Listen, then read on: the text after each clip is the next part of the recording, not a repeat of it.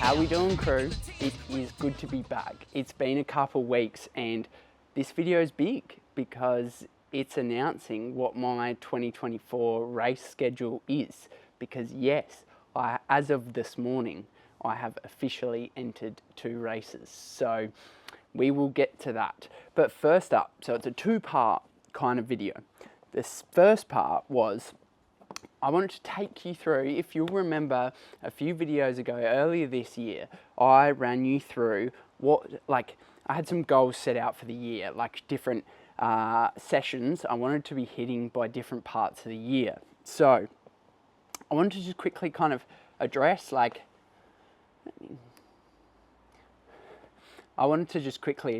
where am I at with that and how's it going and what does it now look like. So here we are. You should be able to see this. Let me just get the old pointer. So Jan, Feb, that was good. We built a good base, had good consistency throughout that period. Particularly March, my swimming volume was really good and I was swimming really well. Coming into March, I got that small little niggle in the left shoulder. And that really, to be honest, is only just, it's like 98, 99% good now. So that has then set things back quite a bit. So as you'll see here, we had a 10 by 100s on 130. That, look, there's a chance maybe towards the end of the month, but I doubt it. So that one has not been really much of a success, but that's okay. We've got time. Now you'll see the 3 by 5 minutes at 400 watts on the bike was supposed to be end of March. Now I haven't reached that because I had a number of illnesses. Like I had a couple viruses which really set me out throughout the end of March and April. So no, I haven't hit that yet, but I don't believe I'm far off from the work I've been doing. Like I haven't done a test set yet, but I don't believe I'm far off that number. So I'm not too worried about that either. I have had some improvement. I did have a really good, particularly I had a really good kind of this period. It was about 4 or 5 weeks of really good training and I saw some really good improvement. So Jesse, why hasn't the end of April also been that equal? So as you may hear, I have a slight cold right now. Yes, again, I know, annoying. Unfortunately, at the start of the week, Ruby, my partner, had a bit of a scratchy throat. I didn't think it was anything. Also, I'm not going to kick her out of the house. And it got passed on to me, and it's just kind of been actually a bit of a cold. It's turned into a snotty nose and stuff. So yes, I have been training, but not training. I think I'm going to have only done 8 hours this week. So not really training, just ticking things over, because I use the method of if it's above the neckline in your head, the sickness, then you're fine to train. Anything below, you should stop immediately, because particularly I have asthma. So, you know, if you start pushing when you have a chest problem, chest infection, you're only going to give yourself a major issue. So moving on. So then you can see 6 by 10 minutes at 350 watts planned for the end of June. I do believe I'm on track for that. I don't think I'm that far off, so I'm happy with that one. Then you'll have 3 by up the Alp on Zwift at 300 watts. Again, I believe I'm well and truly on track for that in July. My cycling saw a lot of progress through that March-April period because that's what happens with my cycling. As soon as I can invest the time and start doing some solid workouts, it just goes boom. So I'm really keen to string 4 or 5 months together and try get that consistent. So I just have to stay healthy.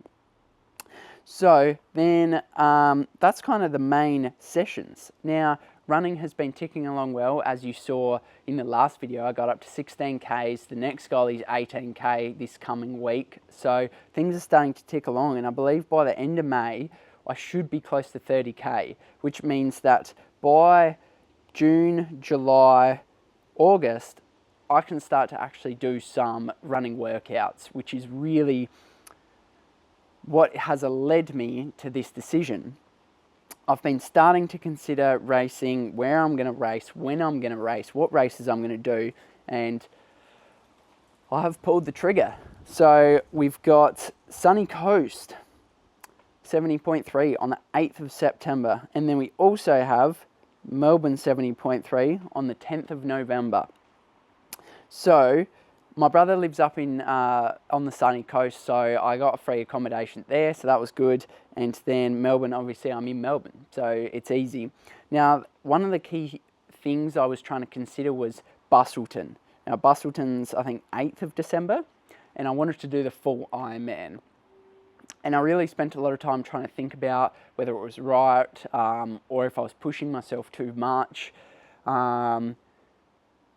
A key factor that came into play was the money. Like, it costs like $350, $400 each way to fly. That's without the bike at the moment. And then race entry alone was $13.50 or something. You haven't paid accommodation yet. Like, just insane costs for it. So I decided, also I just didn't want to push, like rush.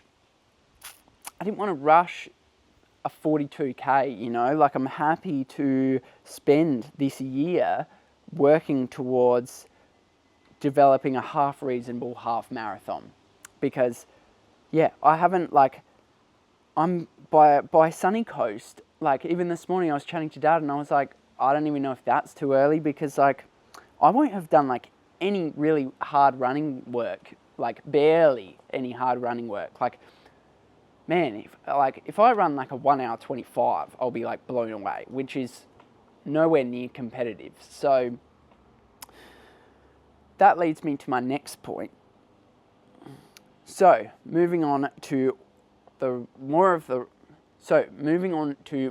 race schedule, because this is not just for 2024. In fact, I have a plan for 2025, which I haven't put in here, but it actually involves 70.3 Hobart has been canned for next year, so that was a bummer because I was keen for that. So that really got me thinking.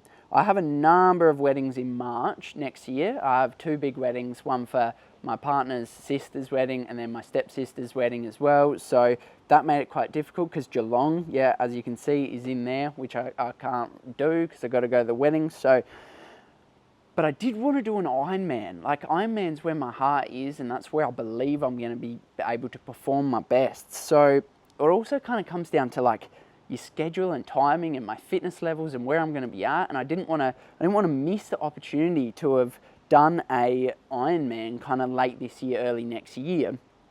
So I'm now looking at doing Challenge Wanaka. The registrations haven't come out yet, but I think that is the 23rd of February. That's in New Zealand. Then I'm going to stay in New Zealand for 2 weeks to then do Ironman New Zealand in Taupo. So about 2 years ago, December 2022, I went there to Taupo and did the 70.3. But yeah, I believe March 2nd, that's going to be my first full.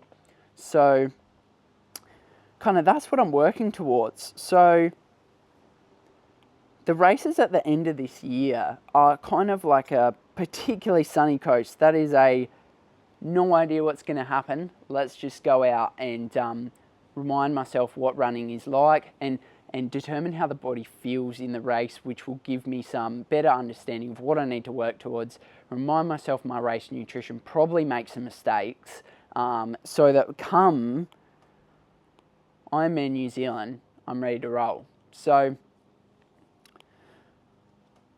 that is a quick rundown on my race plan. What I have also in here, which I haven't mentioned, is I have a small duathlon in Melbourne in August, which is just going to use as like a race reminder. Like, I have to wake up, what do I eat?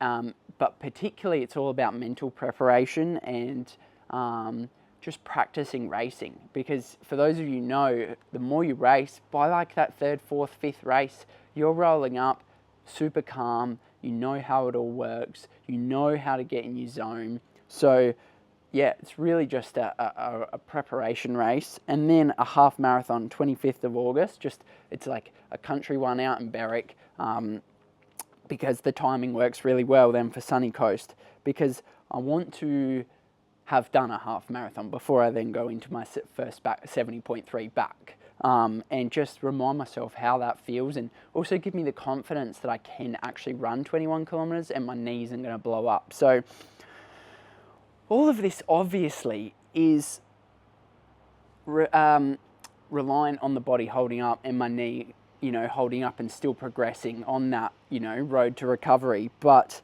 I needed to book them in as well because they sell out. So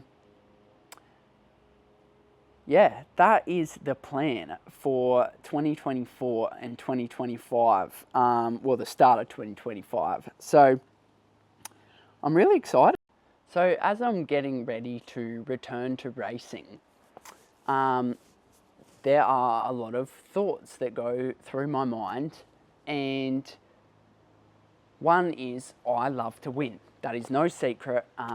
Even again, when I was talking to Dad this morning, he reminded me of when I was young, like even just doing a running race against Dad in the backyard, like I would cry if I didn't win. Like I like, that sounds bad, but like in terms of like winning, whether it was football training, the 2 kilometer time trial, everything, like the anxiety in me and the desire to win, like winning is everything, like everything. And that it's just somehow ingrained in my DNA, and I don't know any different. Now, that is not healthy, and thankfully I have learnt over the years to manage that competitiveness, and now over the last couple of years, particularly learning how to focus, because winning is a byproduct of factors outside of your control. Okay, so like I can go out and race against myself and I'll win because I'm the only competitor. So it depends. Winning result is dependent on others competitors. It's also dependent on things like a flat tire or so many other external factors. You cannot control winning. All you can control is your performance on the day, your output on the day. So your mental focus on the day, your preparation, these are the things you can focus on. So as I've been out of the racing game now for almost a year, my internal instinct is to go back to, I need to win, winning is everything, but I know that is not the best path and not the best path to get the most out of myself. Because like again, what I experienced last year in Europe, like when I raced Roth, I was so calm and so just relaxed because I had no expectations. I wasn't going to be able to do the run. So like I was just going out there. I've swum 3.8K. I've ridden 180K before. Like, let's just go out. Let's lay it out there and let's just see what happens. Like a real curiosity, and also like an appreciation, a gratefulness for like how epic is this opportunity that I get to race Roth. Like, so I also experienced from that how well you can do off rest, which I've been over many times. And so what that experience really opened me up to was how I believe I actually perform best mentally. And it's with a quite light-hearted spirit, because no matter what, as soon as that gun goes off, like I am on. Like, I don't believe there'll be any time in my life when a gun goes off for a competition, I won't be there ready to lay it all out. So there is no point burning any matches, mental matches or physical matches, too early before that gun goes off. So I've been working a lot with my sports psych. I need to book in for another appointment just as I've finalised these races. And yeah, particularly the first couple races, the focus is just going to be all about learning what I can and making mistakes and having fun getting back to racing, because I'm super pumped. Like, to be honest, there were periods with my knee injury, like where I was not even sure if I was ever going to be able to run again. Like, it does happen to people. Like, sometimes people's bodies are just not up for it. So, like, it's been quite a scary journey. So I am just super grateful to have this opportunity to actually return to racing and fully have a light at the end of the tunnel, because that is massive. So I also, with my return to racing, don't want to get caught up pushing myself too much. I don't want to focus on like running so hard that I injure myself again. Really, March next year, that full Ironman in New Zealand, that is what I'm working towards. And the end of next year, potentially Busso or other races around that year. That is when I'm hoping to be flying. So this year is going to be a keep focusing on improving, as I've still got those goals I want to hit, those test sets I want to hit, and keep focusing on improving, build that run back slowly and consistently, and stay healthy and injury free. And that's the plan, crew. So I guess from now on, like, I bring that up about my desire to win and the anxious thoughts that go through when returning to racing, because I want to let you guys know that like that fire to win is there right now more than it has been since Fee passed away. Really, like, I'm feeling this fire within me that I haven't felt since her passing away. Like, yes, I've been keen to race and stuff, but like this fire, it's hard to describe, but it's like right now, I have no issues like waking up at 3 a.m., waking up at 4 a.m., like every flipping day. Like, I've seen, it feels like my mind, like that mental energy just has limitless amounts of energy. Like, I am all here to lay it all out. Like, I am so fired up for this, and I know the time will come, whether it's end of this year, whether it's the start of next year, whether it's the end of next year, the results will come and the training will happen. I've got it all laid out. And so, yeah, I am super, super fired up.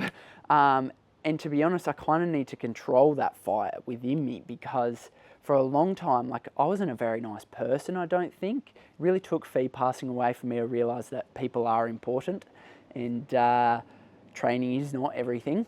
And so this fire within me, he is a selfish prick, and he wants to crush every human soul. And so this fire is there, which is why I'm explaining to you the anxious desire to win.